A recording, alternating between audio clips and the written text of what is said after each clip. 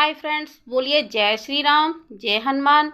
तो आज मैं बताऊंगी जो लोग भगवान का स्मरण बिल्कुल भी नहीं करते तो वो कैसे महाकाल के गाल में समा जाते हैं। महाकाल और काल उसको कैसे लील जाता है। तो आज मैं बताऊंगी कि जो भगवान का स्मरण नहीं करते हैं उसको काल निगल जाता है और किसी ना किसी रूप में भेष बदल कर काल आता है। तो सुनिए मेरी एक कहानी, रोचक कथा महाकाल की, भक्ति की, शक्ति की। तो विक्रमादित्य ने सोचा कि क्यों ना आज मैं सुबह टहलने जाऊं। तो वो टहलने के लिए चले तो खेतों की साइड गए, तो वो जमीन पर गए तो सामने एक पगडंडी थी, तो वो पगडंडी पर चल रहे थे तो एक रीछ उनके आगे आगे चल रहा था। तो वो रीछ को देख रहे थे पर रीछ को वो नहीं दिख रहे थे। रीछ को स्वयं पता था कि मेरे पीछे राजा हैं, पर वो आगे आगे चल रहे थे। तो राजा उनको देखते चले गए, पीछे ही पीछे उनके चले गए। तो रीछ आगे जाके एक कुएं पे जाकर बैठ गया और उसने क्या हुआ, ऐसी सुंदर स्त्री का रूप बनाया। वो रूप बनाकर वहां पर कुएं पे बैठ गई सुंदर स्त्री और जोर जोर से रुदन करने लगी, रोने लगी। और ऐसी सुंदर स्त्री जिसको देखकर हर कोई ये कहे। जब वो जोर जोर से रोने लगी तो दो सिपाही जा रहे थे रास्ते से, तो उन्होंने पूछा कि इतनी सुंदर स्त्री कुएं पर बैठी है और ये क्यों रो रही है। तो उन्होंने जिज्ञासापूर्ण पूछा कि हे स्त्री, आप क्यों रो रही हो। तो वो बोली कि ऐसा है, मेरा कोई पति नहीं है, मेरा इस संसार में कोई नहीं है और मुझे भूख लग रही है, ना मेरे पीछे घर वाले हैं और मैं कैसे जाऊं, कहाँ जाऊं।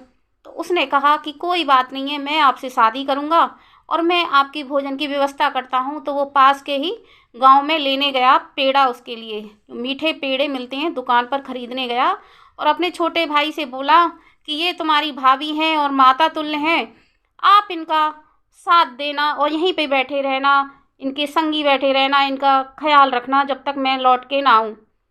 तो वो चले गए। जब वो चला गया तो वो स्त्री ने क्या हुआ, उस छोटे भाई से कहा, वो सिपाही का जो छोटा भाई था, कि मैं तुम्हें बहुत प्यार करती हूँ, बहुत प्रेम करती हूँ और मैं तुमसे ही शादी करूँगी और मैं तुम्हारे भाई को नहीं चाहती हूँ। तो वो बोला कि नहीं, आप मेरी भाभी हो और आप मेरी माता के समान हो, मैं आपसे शादी नहीं कर सकता। तो वो बोली देखो, आपका भाई 50 साल का है, मैं कैसे शादी कर लूँ, आप कम उम्र के हो, मेरी भी कम उम्र है, तो मैं आपसे ही शादी करूँगी। तो वो बोला कि नहीं, आप मेरी माता हो। तो बार बार वो स्त्री परेशान हो गई और वो कहने लग गई नहीं, आप और मैं दोनों भाग चलें कहीं।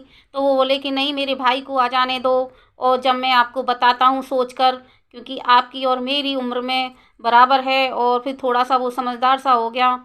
फिर क्या हुआ, जब भाई का इंतज़ार हुआ तो जो पहले ये दोनों सिपाही थे तो ये गलत कार्य करते थे पहले, तो तभी फिर वो आए पेड़ा लेके। तो लो प्रिय, ये पेड़ा खा लो। तो वो उस स्त्री ने क्या हुआ, उसको देखकर बहुत पहले से ही कपड़े फाड़ लिए। तो वो बोले ये तुम्हारे कपड़े कैसे फटे हुए हैं, तुम गुस्सा कैसे हो थोड़ी सी। तो वो बोले कि ऐसा कर, इन पेड़ों को कुएं में डाल दे और तू भी उसमें कूद पड़। ये तेरा भाई है छोटा, ये तेरा छोटा भाई मेरे पे गंदी नज़र रख रहा था, मेरी इज्जत लूटना चाहता था। अब वो नाराज़ हो गया छोटा भाई, वो कह रहा नहीं भाई, मैंने ऐसा गलत कार्य नहीं किया है। तो वो बड़ा वाला क्रोध में वो बोला कि नहीं दुष्ट, तू मेरा भाई है पर तूने मेरी स्त्री पर गलत नज़र डाली है। दोनों आपस में लड़ने लग गए और काल के भहकाए में आकर दोनों लड़े और दोनों ने क्या हुआ, व्यंग्यात्मक बाण चलने लग गए, गालियाँ प्रहार होने लग गए, गालियों के हाथापाई होने लग गई। एक दूसरे ने क्या हुआ, तलवार निकाली, क्योंकि पहले तलवार। तो उन्होंने क्या हुआ, पहले पुराने ज़माने में तलवारें चलती थीं जो सिपाही सेना होते थे। तो उन्होंने क्या हुआ, तलवारें निकाल कर एक दूसरे के पेट में घोंप दी और दोनों काल की गाल में समा गई। फिर वो काल आगे बढ़ा और उसने एक सांप का रूप धारण कर लिया। विक्रमादित्य थे उसके पीछे पीछे चलने लग गए। वो देखने लग गए ये कैसी माया है, वो चुप रहे, बोले नहीं। और फिर वो सांप के पीछे पीछे वहीं देखते रहे। नदी के पार तो एक नाव थी, तो नाव के जो आदमी बैठे थे नाव में, तो वहाँ सूगर का झुंड था, वो जा रहा था, जंगली सूगर थे, जंगली जानवर थे। तो उस सांप ने क्या हुआ, वो नाव के पास गया और उनको बचाने के लिए, क्योंकि वो उनको मार रहे थे भाले से, तो झट उन नाव में छिटक के सांप गिर गया। अब इधर उधर लोग भागने लग गए उस नाव में। झट क्या हुआ, जो सैलानी थे, जो दूर दूर से देखने आए थे कि कैसे हम जंगली जानवरों को मारते हैं, कैसे शिकार करते हैं, तो ऐसे ही तो वो लोग करने लग गए थे और दिखा रहे थे कि ऐसे हम जानवरों को मारते हैं। तो वो सांप ने जाके क्या हुआ, नाव पलटा दी। वो डर के कारण उस विशाल सांप को देखकर नाव पलट गई, तो सारे सैलानी डूब के मर गए। और जो जानवर थे, जो जंगली जानवर थे जो गिरे थे, उनको खाने लग गए। फिर वो नाग आगे बढ़ा और ज़मीन पर फिर वो सांप ज़मीन पर लोट लगाने लगा और लोट लगाकर फिर उसने चीते का रूप बना लिया। जब वो चीता बन गया तो एक आदमी जंगल में पेड़ के ऊपर चढ़कर टहनियाँ काट रहा था, हरे पेड़ को काट रहा था। तो चीता बनकर उसने छलांग लगाई, जो डाल काट रहा था तो उसको गिरा दिया, और जो डाली काटी थी वो उसके ऊपर गिर पड़ी। जब ही वो डाली काटी थी तभी वो गिरने वाली थी, तो तभी उसने छलांग मार दी और वो आदमी गिर गया आरी सहित। तो उसकी गर्दन कट गई और ऊपर से वही टहनी उसके ऊपर गिर गई, तो उसकी मृत्यु हो गई।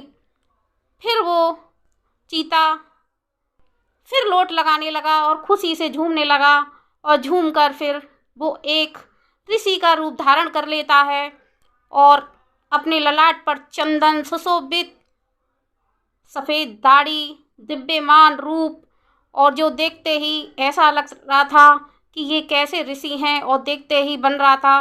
तो जो विक्रमादित्य राजा थे तो वो उनका पीछा करते रहे। फिर उन्होंने उस पुरुष को देखा कि ये तो महात्मा बन गए हैं, ये पता नहीं ये भगवान ये कैसी लीला है। तो उनके अंदर जिज्ञासा हुई, तो वो एकदम बोल पड़े, उन पर रुका नहीं गया कि हे महाराज, वो बोले कि हे महात्मा, आप ये बताइए ये कैसी लीला है। तो वो बोले कि ऐसा है, तू बीच में मत पड़ और आगे अपने रास्ते पर जा। तो बोले नहीं, मैं आपसे पूछे बगैर एक डग भी नहीं आगे धरूंगा। तो वो बोले कि देखो, मैं हूँ महाकाल, जैसे तुम इस दुनिया में रहते हो माया रूपी में, और तुम प्रधानमंत्री हो और अपनी प्रजा का देखते हो कैसे किसको दंड देना है, ऐसा ही मैं परमात्मा रूपी एक तुच्छ महाकाल का सेवक हूँ काल, जो रूप बदल बदल कर मैं लोगों को ले जाता हूँ और दंड देता हूँ। तो ऐसे ही उनके रूप हैं कि काल कैसे आएगा, मृत्यु कैसे आएगी। तो विक्रमादित्य बोले कि प्रभु, मेरी मृत्यु कैसे होगी। तो वो बोले तू कोठे पे से ऊपर से नीचे गिरेगा, तेरा पैर रिपटेगा, और तू समझ लेना कि तेरी मृत्यु आ गई। तो वो चकित तो हो गए कि जब ही मैं देख रहा था कि आपने ये चौथा रूप रखा है और आप ऐसे ही सबको ले जा रहे हो और खुश हो रहे हो। तो वो बोले कि जो भी भगवान का स्मरण करता है और भगवान को चाहता है उसको काल छूता नहीं है, और जो गलत कार्य करते हैं और गलत लोग रहते हैं, कभी भगवान का स्मरण नहीं करते हैं, चोरी चकारी। फिर वो बोले विक्रमादित्य के बार बार कहने पर कि चाकी चलती काल की, पर ब्रह्मा की ओट, कोई कोई जोगी बच गयो और पड़े नहीं तो सभी पे चोट। तो इसलिए कहते हैं कि चाकी जब काल की चलती है तो कोई नहीं बच पाता है, सब पर चोट पड़ती है। और जो परब्रह्मा को पकड़ लेता है, कोई कोई जोगी बच गयो, तो कोई कोई जोगी मतलब भगवान को प्राप्त करने वाले, स्मरण करने वाले, किसी की आत्मा ना सताएं और अपने ही भेदभाव क्यों रखें, सभी को जाना है। इस ऊंच नीच में मत रहो कि हम पैसे वाले हैं, कि हम ऐसे हैं, कि हम वैसे हैं, और अपने घमंड में चूर मत रहिए और सभी की सेवा कीजिए, सभी की तरफ देखिए। तो बोलिए जय श्री राम, जय हनुमान। अगर मेरी वीडियो पसंद आई हो तो लाइक सब्सक्राइब करना ना भूलें। तो मैं ऐसे ही रोचक कथा महाकाल की, पार्वती मैया की, औगड़ की वाणी के द्वारा लाती रहूँगी। तो बोलिए जय श्री राम, जय हनुमान।